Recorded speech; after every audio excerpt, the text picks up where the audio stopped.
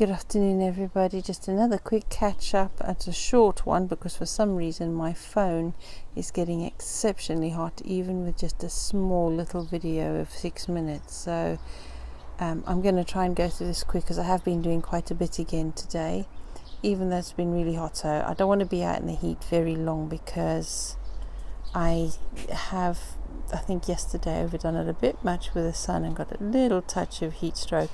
But I've enjoyed it, and I'll talk about more about that in a minute. But just to show you, the corn is now just almost at my shoulder height, and they're not too high because I'm not that tall, but it's really jumping up nicely. It seems to love this hot weather. The broccoli has a problem I have discovered. Hang on, let me take you around. Look at that root over there. It's all knobbly and sticking out. I will have to pull that up and double check it just in case. It looks like it's cabbage root fly that's got in there. And if that's the case, I'll just leave the others to go and carry on. But it'll explain why that one is always wilting. So if not, maybe I'll just pick that one out and check it. If I cut through it and it's all rotten and smelly and slimy inside, it's clubroot, and that means we're stuffed for growing brassicas in our garden for a very long time, for a number of years. They'll have to go in pots in fresh soil every year. But if it's just the cabbage root fly, then they can grow. They don't grow very, very well because obviously the roots are a bit damaged, but they will carry on growing. I have grown some before with cabbage root fly, and I've just let them carry on. So I'll do that. As long as that one does not have club root and it's just cabbage root fly, then they're fine. I'll just let them go. The chamomile have recovered from the transplant into the ground. Tomatoes thriving in this heat, although we're only just getting flowers now and not very many of them. So I have been feeding it now that it's flowering. The beans are climbing nicely. The black currant is giving a nice bit of shade for those kale over there. Let me just see. The callaloo is now drowning out my yacon and shading them too much. Although the yacon don't like too much direct hot sun because it wilts. So maybe they'll be all right, but I think I'll just cut this bit of callaloo around here just to get some more sun on there. These beans, cobra, are already getting some little beans there. Look, they're beautiful, pretty little flowers, and some beans coming already, and they're not even climbed up to the top of the poles yet. So they're eager to fruit for me. Celerica survived the transplant and growing nicely, although the swede at the back have been munched by the slugs. That yacon struggling as it was munched a lot by the slugs before. I harvested those potatoes from there today because I needed the compost, and the flowers were wilting, the plants were wilting and the flowers were done, and getting those little berry tomato looking berry things on them, which are very toxic, so never ever eat them. So I harvested the plants today, but because they weren't grown from seed potatoes, they were quite small and not very many of them, so it was quite a waste of such a huge amount of space just for a few potatoes. So I think I will in future get some seed potatoes instead of just growing what's sprouted at home if I want bulk out of a small space. And there I've harvested all the onions and all the compost from the blue potato bin. I put on there. I watered the ground first. As soon as I took out the onions, I thoroughly watered the ground. Then I put on a layer, sprinkled on loads of poultry manure pellets, and then I put all the compost on and then watered that again. So hopefully the ground underneath will stay moist, and tomorrow morning I can just transplant then in all the chard and the rest of the beetroot. The patty pans are growing nicely, but they need more feeding. They seem to be struggling a little. Lots over there, look. Tiny little ones there, lots growing. I still haven't harvested my fruit, and I really need to because these are ripe and the birds are going to have them. Loads more down there. I don't know if you can see them in this light. but there's quite a lot on that bush. A marshmallow surviving, and there are all the onions. Now that looks like quite a lot of onions, doesn't it? Looks like quite a lot more than we could fit into that long narrow bed, but that's quite a few onions there. That'll be 1, 2, 3, 4, about 2.5 months worth of onions for us. And then hopefully by the time those are done anyway, I'll have more leeks and Welsh onions and spring onions and things like that in the garden anyway. And some spring onions and Welsh bunching onions you can leave in the ground over winter anyway, and they'll do fine with a bit of protection.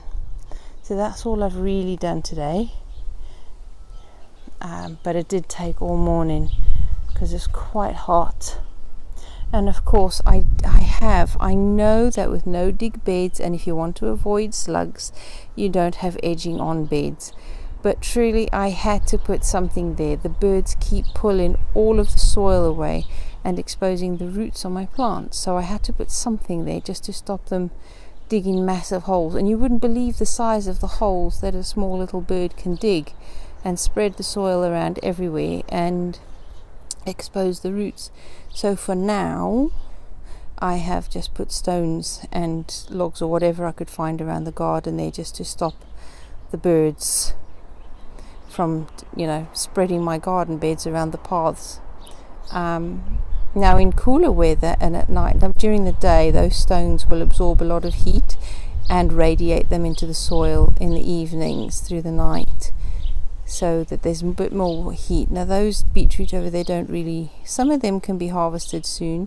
There's one bolted that I will let go to seed so that I can gather the seed. But otherwise, yes, my beautiful rose over there, not a scented one, but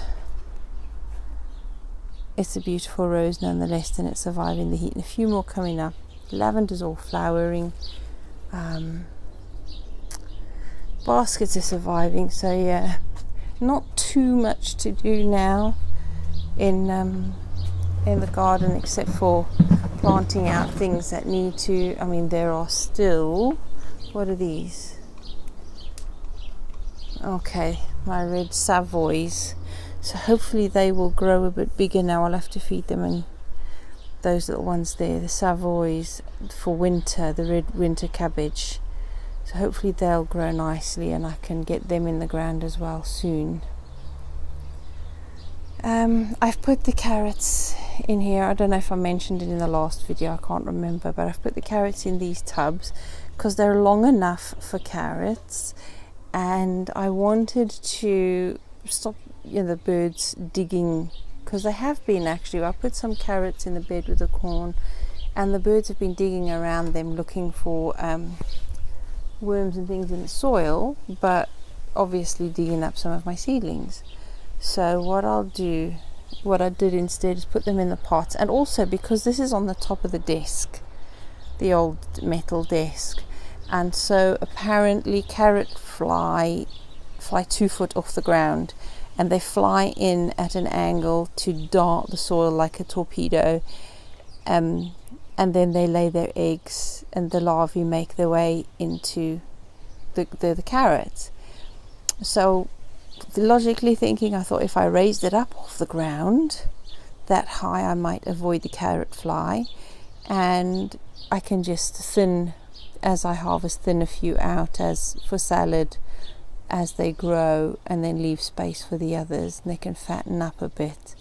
But at least there's a month's worth of carrots when I get the other plot, because I've got another tub like this to plant up as well.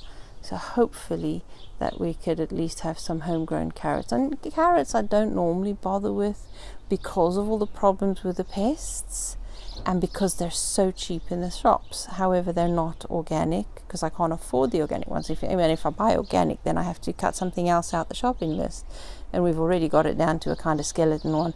So I thought if I just grow a few of my own, see if this works, and then next year I'll do something in a similar way with a lot more of them, so that you space out the sowing so that I can have a successive crop.